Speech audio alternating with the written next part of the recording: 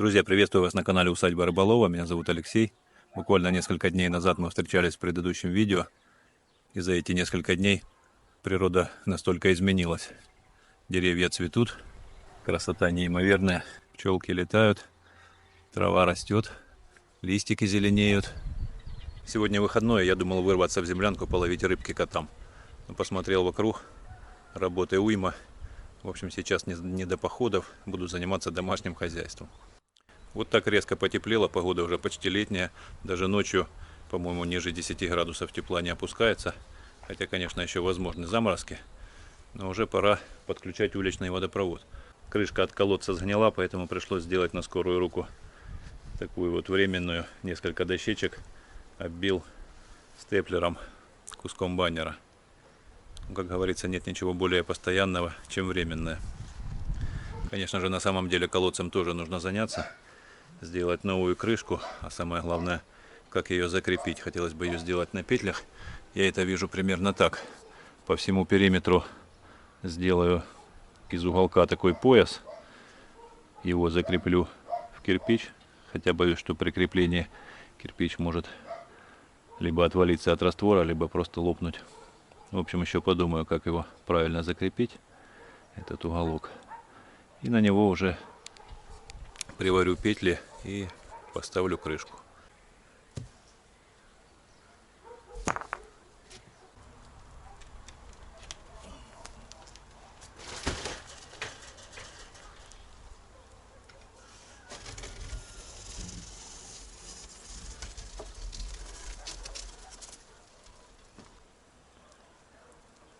Ты помогать пришел? Вот так выглядит колодец. Насосная станция, фильтр грубой очистки. Дома еще стоят фильтра. Вот эта труба, здесь раньше тоже была скважина, но она то ли забилась, то ли что-то с ней не так. И сделали вон там, уходит отвод влево, рядом стоит скважина. Ну а здесь утеплено, чтобы зимой не замерзало. Ну что, сейчас попытаюсь найти запчасти. Что-то лежит на чердаке, длинные трубы, а какие-то уголки и краны в гараже. Соберу все до кучи и покажу вам, как это будет выглядеть.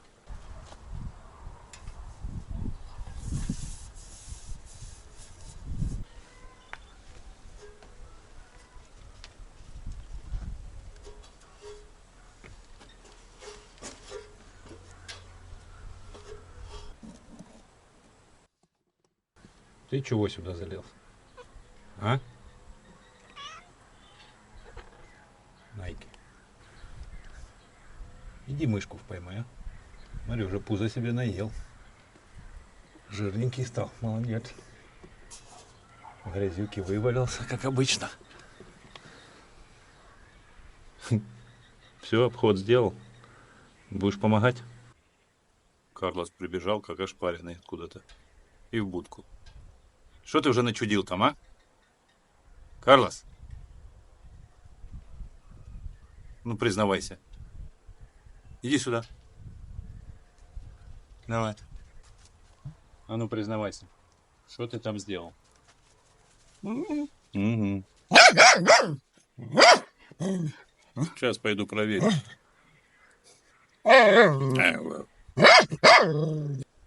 Ох и помощнички. Есть. Так, коллега, дайте ключ на 17, будьте добры. Найки.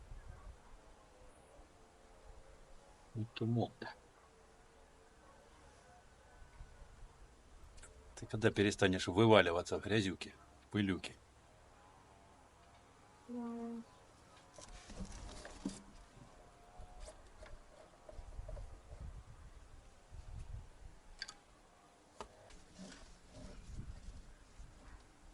Очень удобная система. Просто монтируется без всяких ключей. Уже прослужила, ну, лет 8 точно. Не, скорее, не, уже лет 10, наверное. Пока все нормально, не подтекает. Каждый год собираю, разбираю. Даже никакие резиночки не менял. Фу, все в порядке.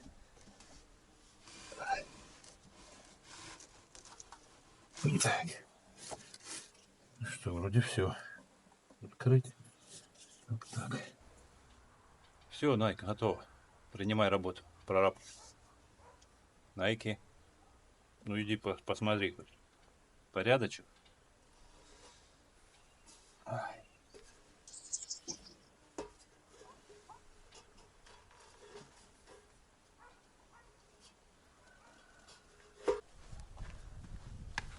Ну что, запускаем. Проверим, не течет ли. Так.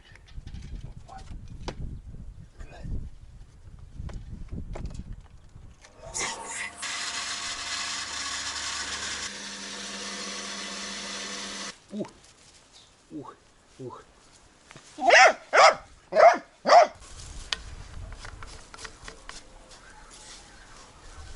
Кто там, где мявкает? Найки, где ты есть? А, это Тимофей. Тимофей пришел с охоты. Тёма, голодный? Карлос услышал. Карлос, как же ж он не любит, когда я с котами общаюсь. Как же ж он ревнует. Да, Тимофей? Как охота? Сейчас будем кушать. Все-таки я не все запчасти нашел. Обычно я делал здесь на уголках, подымал, так чтобы можно было ведро подставить, более удобно. И через тройник еще отдельный кран на шланг. Где-то что-то пополивать, помыть.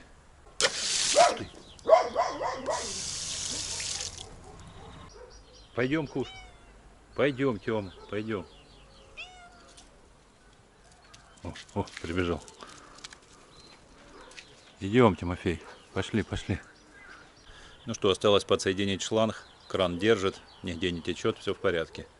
Вообще этой водой мы огород поливаем крайне редко, если в пруду нет воды. А так стараемся из пруда, там все-таки вода прогревается. Ну и скорее всего более насыщена какими-то минералами, витаминами. А здесь со скважины вода, кроме того, что ледяная, да еще и она сероводородная. Ну, как бы не знаю, как это для растений, но для людей это не очень приятно, во всяком случае, на запах. Первое время я, долго привыкал. Когда привык, я уже не замечаю этого запаха. Хотя она, в принципе, бывает в определенный период сильно насыщенная сероводородом, а в другой период вообще незаметно. Хотя кто-то приезжает когда в гости и не привык к такой воде, однозначно замечает запах. Ну вот лично я, когда привык к этой воде, запаха не замечаю абсолютно, пью ее сырую с удовольствием, а в кипяченом виде она абсолютно не имеет запаха, весь газ выветривается. Так что никаких проблем с этим нет, но хотелось бы, конечно, более чистую скважину. Поэтому и много фильтров. Здесь грубые очистки, дома еще плюс 3 фильтра. И плюс ко всему к этому обратный осмос стоит. Он, конечно, сильно помогает, но полностью запах не убирает. В общем, этот уличный водопровод я использую только чтобы набрать воды, что-то помыть, набрать летний душ, бак. И для летнего туалета там тоже стоит унитаз с бачком, который требует воду. Совсем недавно я радовался, что погодка наладилась, стало так тепло. Тут тучки вышли, солнце то и дело прячется, и ветер сильный поднялся. Но это ничего, я уже приготовил инструмент, сейчас пойду на огород, и не будет жарко работать.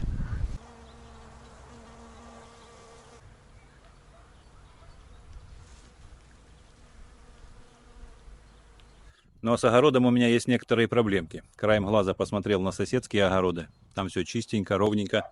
Ни одной травиночки, ни одного сорняка.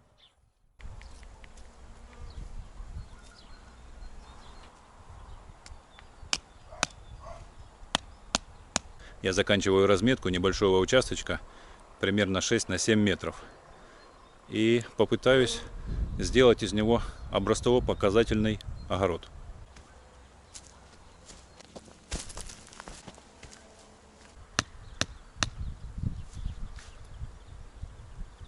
Ну вот разметка закончена, все измерения производил с хирургической тонкостью. Теперь можно приступать к работе.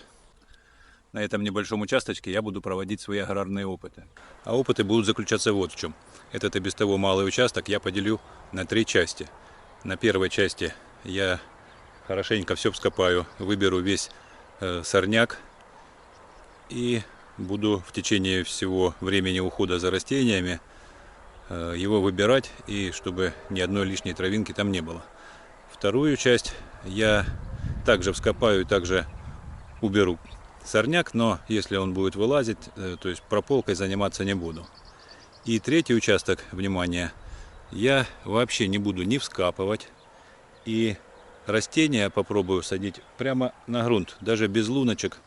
Полью хорошенько и прямо семечки или что там буду садить прямо на грунт. И сверху буду мульчировать. Травы очень много, она сейчас буйно растет и цветет. Вот сколько одуванчиков. Кстати, кто знает, что делать с одуванчиками, подсказывайте. Слышал, много полезных свойств они имеют. Так вот, буду скашивать траву и мульчировать вот эту вот третью часть этого участочка.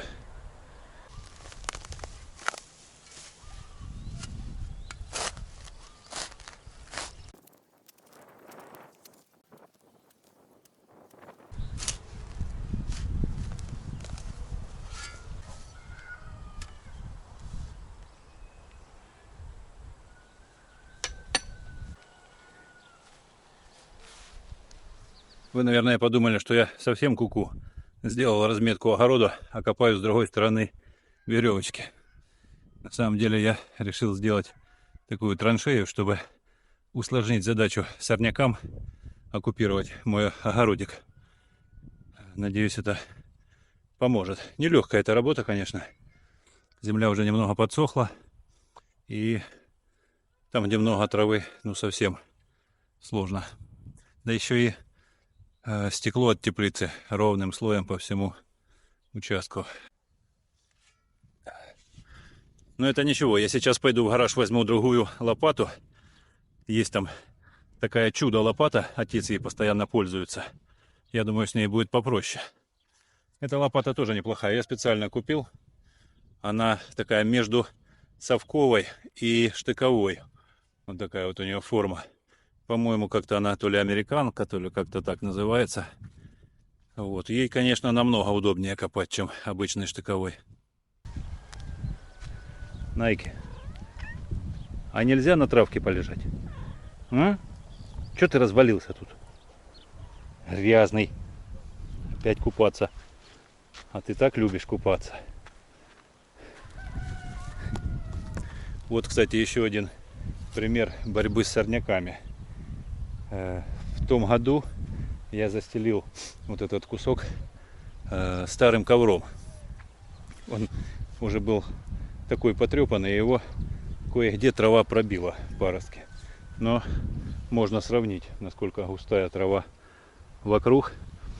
И здесь вот, где он был целый, вообще никакого сорняка нет. Так что огородникам на заметку. А кто знает более действенные способы, делитесь в комментариях, буду рад.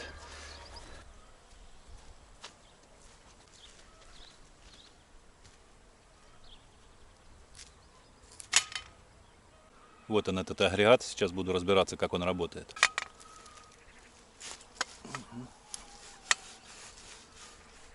Сразу так и не угрызешь сухую землю.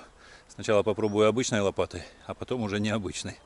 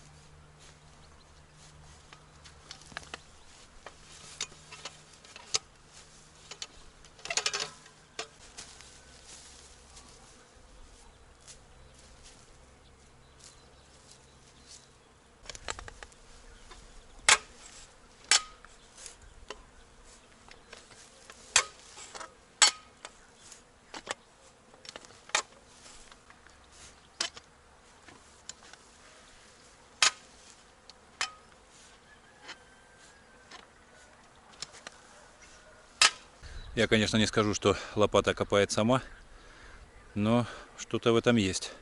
Мне, конечно, привычнее обычной, но это берет так по ширине, наверное, как 2-3 штыка и будет производительнее однозначно. На пути попался один кустик чеснока. Я раньше, когда что-то там полол или копал, всегда боялся, что срежу что-то уже съедобное, а не сорняк. Вот и сейчас хотел взять обычную лопату, обкопать его, оставить, пусть растет. Но надо себя пересилить, и, наверное, я все-таки его выкопаю, порежу в салат, чтобы все растения были по своим местам. Чеснок к чесноку, картошка к картошке и так далее.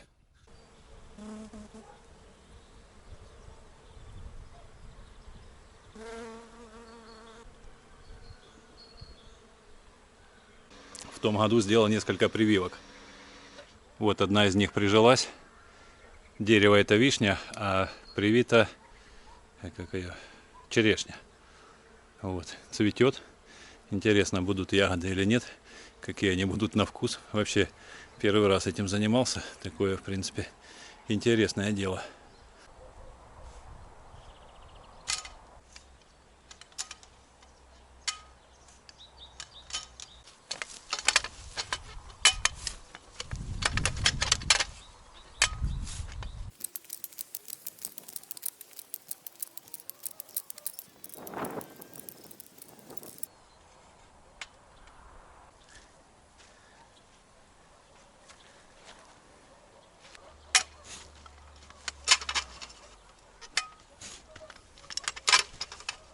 Я уже так приловчился к этому инструменту, что чуть не проскочил границу, где я оставил участок для мульчирования без перекопки в виде эксперимента.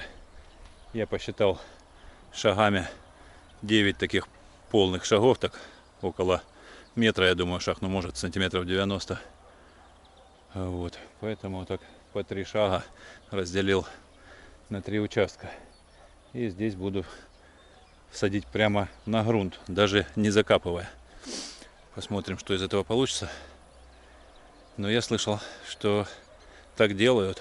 Просто интересно, зачем тогда вот это все, физические такие нагрузки. Разве что только для здоровья. Единственное, что я здесь сделаю, это удалю вот эти вот паростки вишни. Не знаю, как они сюда долетали. Вишня метрах в 4, наверное, а то и в 5. Ну вот, очень много небольших деревцов, но они мне здесь не нужны, придется их удалить. Да, и я специально выбрал этот участочек для мульчирования, для чистоты эксперимента. Он самый заросший, и вот этот вот пырей, весь этот сорняк я удалять не буду, а попробую прямо на него заложить мульчу и посадить прямо в эту траву. Вот так.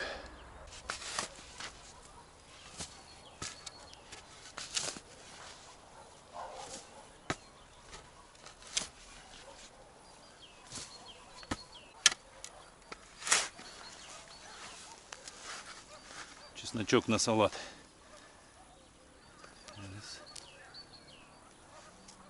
И вот еще кустик. Опа.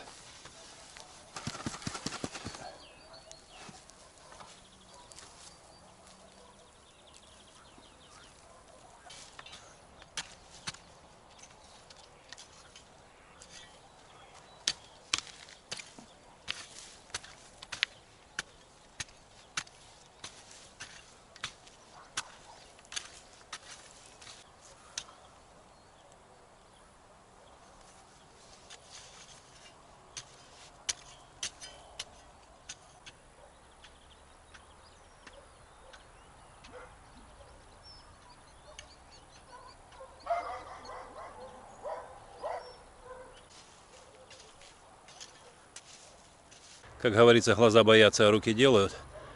Вот разровнял граблями полосочку. Правда, осталось еще 2, но поменьше.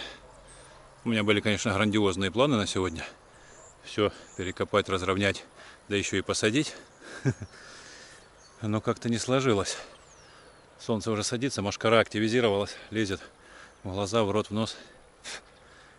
Вот. Не сказать, чтобы сильно устал, но больная спина дает о себе знать. Думаю, что вот эти крупные такие грудки земли, которые тяжело разбиваются, если их полить из лейки, может, дело пойдет получше.